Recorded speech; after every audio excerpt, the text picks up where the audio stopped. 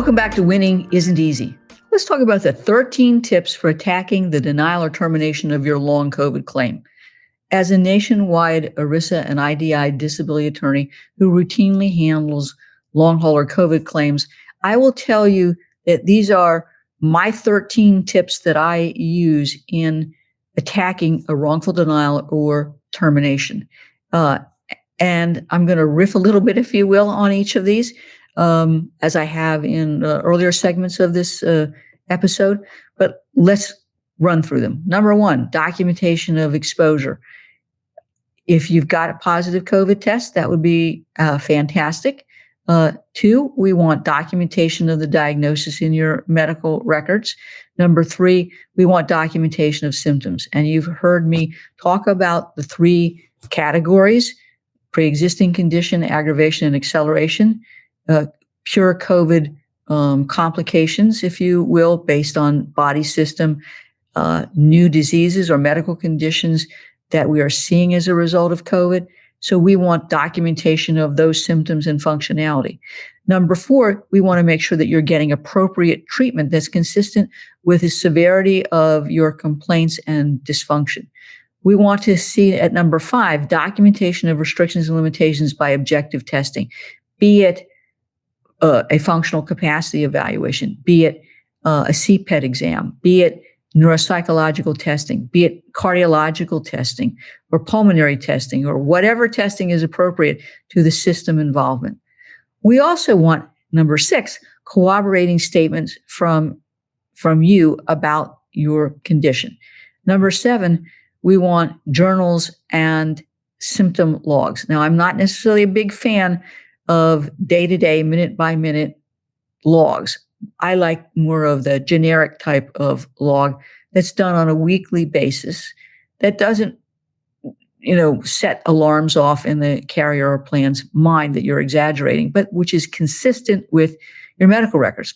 I like those journals and symptom logs to be made part of my clients' medical records. Number 8, photos of readings.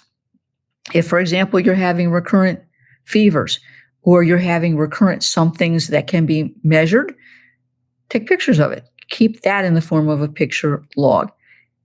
Number 9, third-party witness statements. Now, certainly disability carriers may consider your family members to be biased. They probably are because they're your loved ones, but those statements need to be objective. If you've got witness statements of co-employees or colleagues that can attest to your functionality before and after, that's consistent with what you've complained of, that's great. Obviously, at number 10, you want physicians confirming the diagnosis, testing restrictions, and being willing to help you attack any opinion from the carrier or their liar for hire peer review doctors. Number 11, as appropriate, you might want to get your own independent medical evaluation of a physician who is sympathetic to a COVID case. Number 12, FCEs, CPETs, whatever the appropriate exam is that's going to measure your functionality, you need to get that.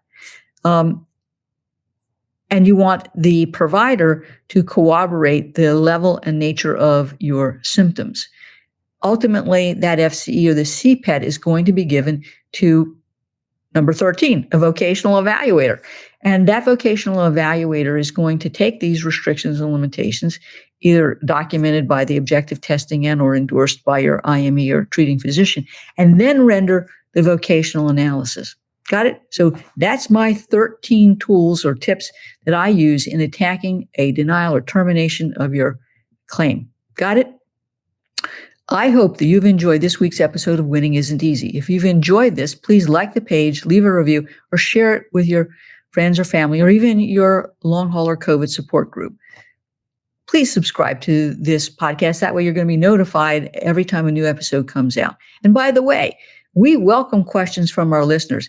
And at the start of each episode description where you have been listening, there's going to be a link where you can text us comments or questions. Send them to us because I'm going to address them in future episodes. I want you to be educated about your rights to your long-term disability benefits and the games that disability carriers play. Got it? Please tune in next week for another insightful episode of Winning Isn't Easy. Thanks.